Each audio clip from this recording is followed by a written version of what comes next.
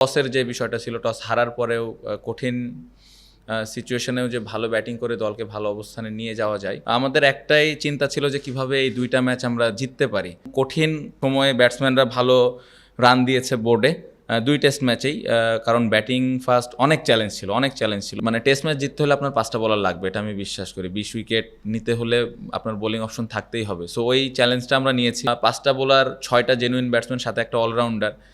এ ধরনের চ্যালেঞ্জ এখন আমরা নিতে চাচ্ছি, কারণ আমরা এই দলটাকে ওপরের দিকে নিয়ে যেতে চাই। আমার মনে হয় এই লাস্ট 1 ঘন্টার ইমোশনটা এক্সপ্লেন করা মুশকিল, কারণ অনেস্টলি ওরা ভালো ব্যাটিং করছিল, আমরা একটু আন্ডার প্রেশারও হয়ে গেছিলাম, to be very honest. But একটা জিনিস আমি বলবো যে আগের টেস্ট ম্যাচগুলোর থেকে আস্তে আস্তে এখন ওই ইমোশনটাকে কন্ট্রোল করা, প্যানিক না করা, এই জিনিসটা একটু বেটার হয়েছে আমি বলবো। বাট এই জায়গাটাতে আরেকটু ইমপ্রুভমেন্টের দরকার আছে। বড় দলগুলো হয়তো আরও কাম থাকে, বাট এই জায়গাটাতে ইমপ্রুভ হয়েছে। সো এই জায়গা থেকে আমি খুশি ক্যাপ্টেন হিসেবে।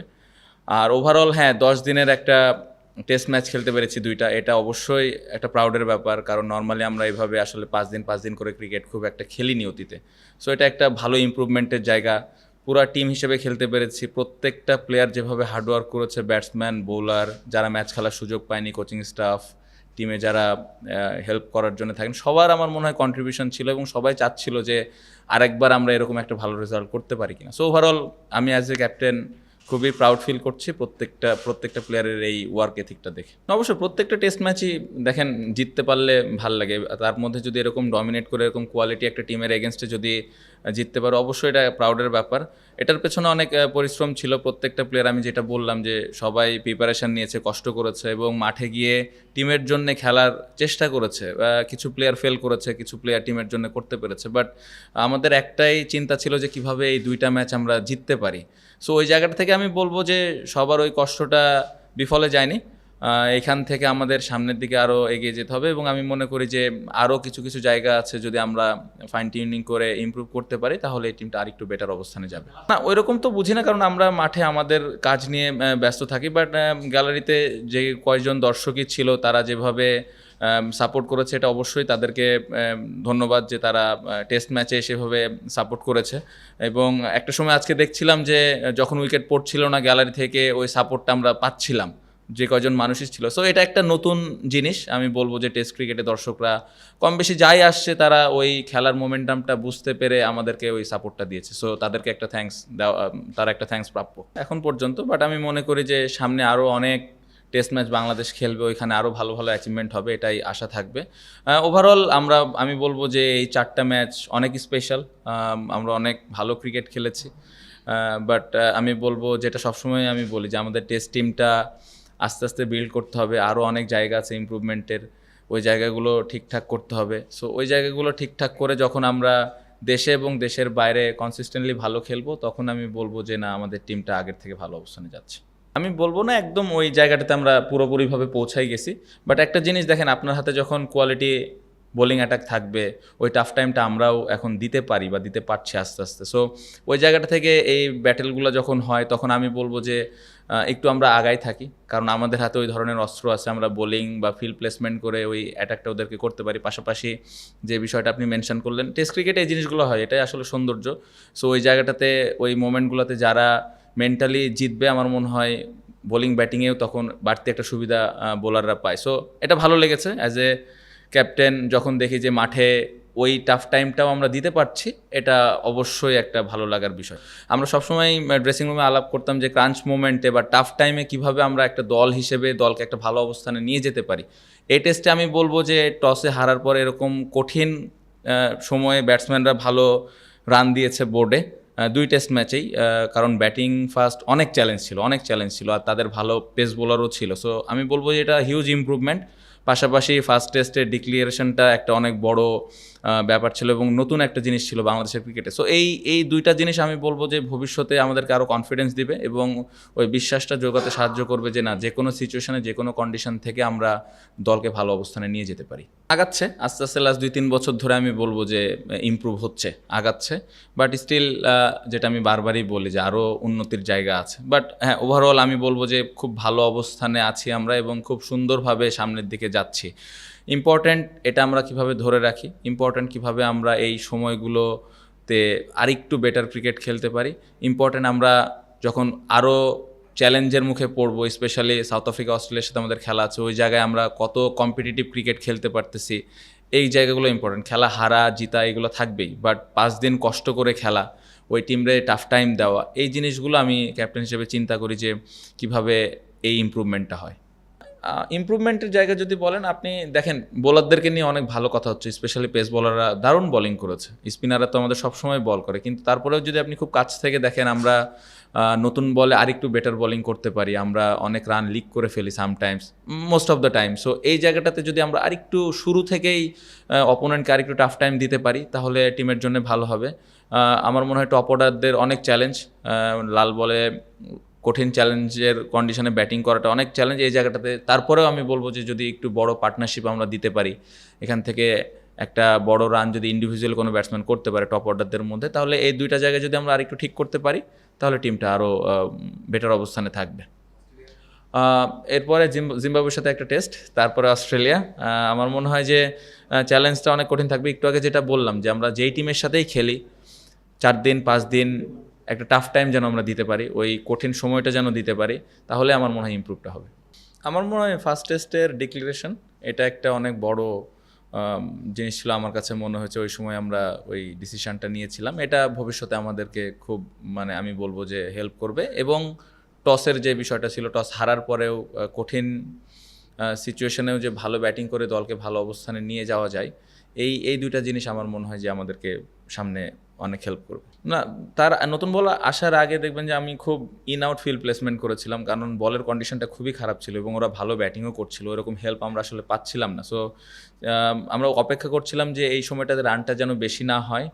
নতুন বল আসলে জানি যে নতুন বলে ব্যাটিং করাটা কঠিন হবে, কারণ আমাদের যে কোয়ালিটি স্পিনার এবং পেস বোলার আছে, আমরা হয়তো ওদেরকে আবার টাফ টাইমটা দিতে পারবো। সো তাইজুল ভাই অতীতে অনেকবার এরকম নতুন বলে বোলিং করেছে, এবং তাইজুল ভাইয়ের যে স্কিল আছে, যে ধরনের উনি বোলিং করে থাকেন, নতুন বলে ব্যাটসম্যানের জন্য অনেক চ্যালেঞ্জ থাকে সেট ব্যাটসম্যানের ক্ষেত্রেও। সো ওই সুযোগটাই আমি নেওয়ার চেষ্টা করেছিলাম, এবং আলহামদুলিল্লাহ তাইজুল ভাই টিমের জন্য ডেলিভার করতে পেরেছে।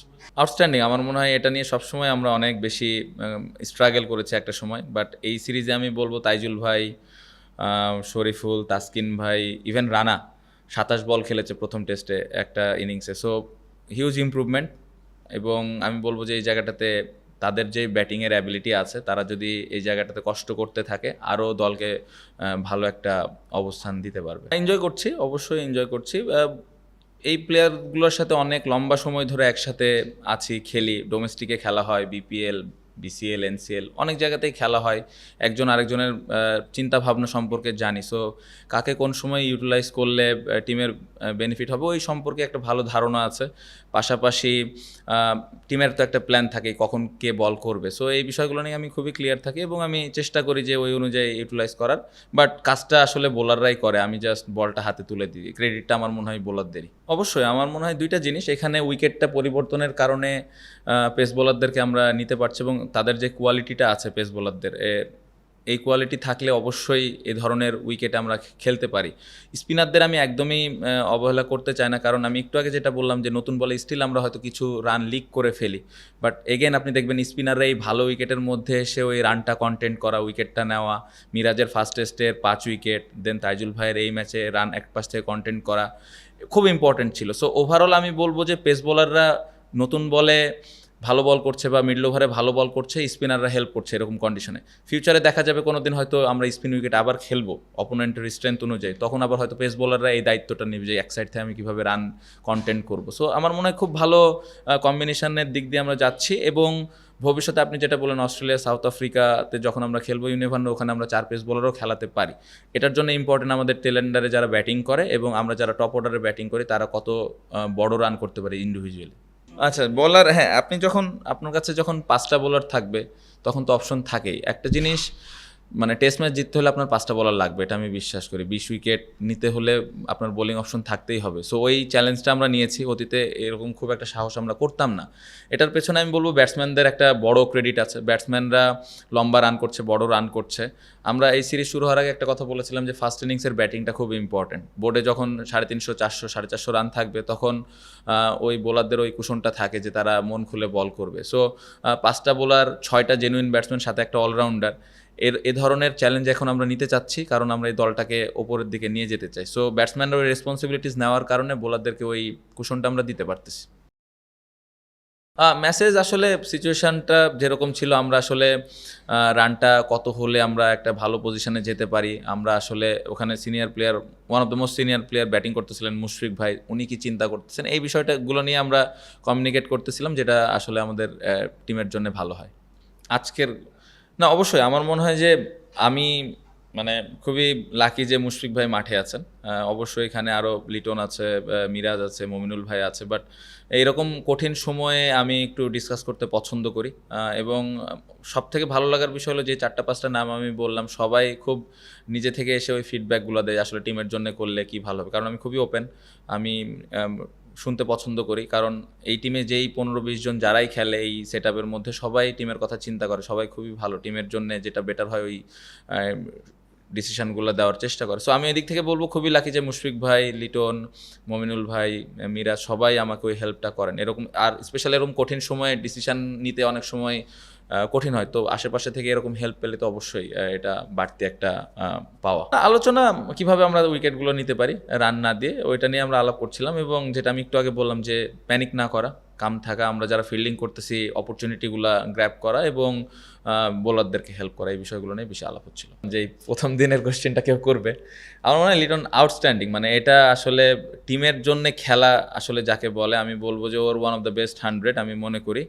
ক্রেডিট তাইজুল ভাই, তাসকিন, শরীফুল রানা, তাদেরকে অবশ্যই দিতে হবে, বাট ওই জায়গায় লিটন ভাই যেভাবে রেসপন্সিবিলিটিসটা নিয়ে ব্যাটিং করেছে, এটাই আসলে একটা বড় টিম হওয়ার লক্ষ্যে যে যাচ্ছে এটা বোঝা যায় আসলে। এবং ড্রেসিং রুমে ওই বিশ্বাসটা সবার ছিল যে এখান থেকে তাইজুল ভাই একটা সাপোর্ট দিবে এবং লিটন রান করতে থাকবে, এবং লিটনও মাঠ থেকে মেসেজ পাঠিয়েছিল একবার আমার কাছে যে আসলে কোন অ্যাপ্রোচে খেলবে। সো খুব ভালো একটা কমিউনিকেশন হচ্ছিল, এবং আমি বলবো যে এই টেস্ট ম্যাচে এই যে আমরা ম্যাচটা জিতলাম, আমি বলবো যে সব থেকে বড় ক্রেডিট আমার মনে হয় লিটনের ওই সময়কার ব্যাটিং, আদারওয়াইজ আমরা ওই ফার্স্ট ইনিংসে অনেক পেছনে পড়ে যেতাম। তাইজুল ভাই আমার মনে হয় যে ফার্স্ট টেস্টে খুব কম বল করেছে, যেটা আমি অ্যাজ এ ক্যাপ্টেন খুব কম দেখেছি, বা আমি কম বল দিয়েছি।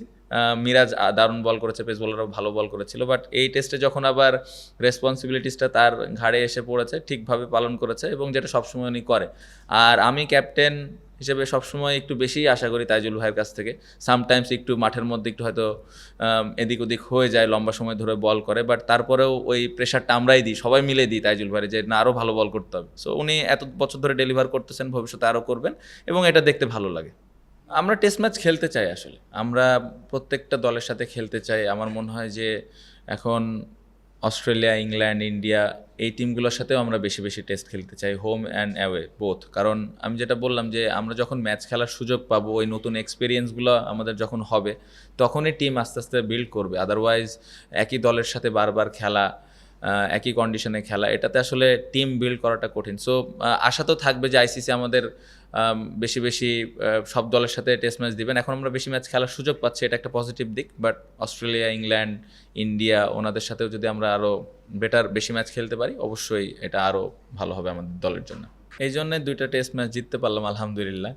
আমার মনে হয় যে এই কম্পিটিশন থাকা ভালো, এই ধরনের হেলদি কম্পিটিশন থাকাটা ভালো। এবং আমি যেটা বললাম যে যাকে যখন দায়িত্বটা দেওয়া হচ্ছে বোলিংয়ের, সে ওই জায়গাটাতে পালন করছে।